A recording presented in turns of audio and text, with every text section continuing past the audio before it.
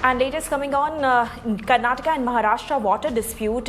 Meeting was held between Maharashtra and Karnataka state governments, and the discussion was on to mitigate the flood damage. In fact, several important decisions have been taken in this particular meeting.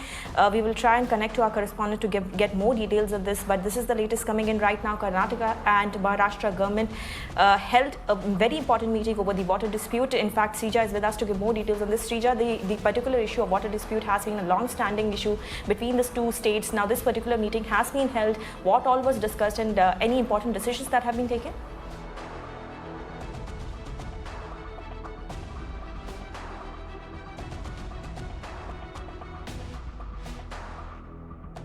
Well, what's important to note that is basically North Karnataka is at high risk of flooding, and this is also one of the reasons why we understand over the last few days where we have seen Maharashtra has been receiving severe rainfall, and also this after letting or releasing the water, especially from the Koyna Dam. We understand that there is a risk, especially North Karnataka districts like your Bagalkot, Belagavi district are at high risk of flooding, and to mitigate the flooding is what we understand that Karnataka government, this is in presence of Chief Minister B.S. Yediyurappa and also Water Resources Minister of Maharashtra Jayant Patil, along with the flood committee members. All these officials were seated. They were also discussing especially how to really control and mitigate the flooding situation, especially in Karnataka. There were certain decisions that were also taken, especially where we understand a committee will be formed, a technical committee will be formed to ensure that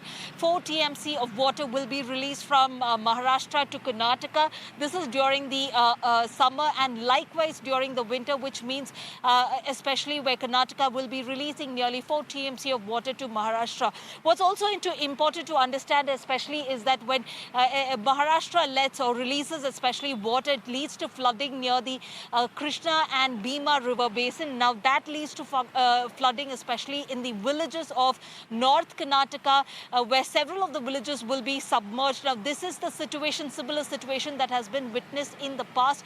And to mitigate that situation, we understand the officials sat down to discuss as to that there will be coordination in the coming days in terms of monitoring the rainfall, also ensuring how much water is being let out. So these are the certain things that were discussed. Back to you.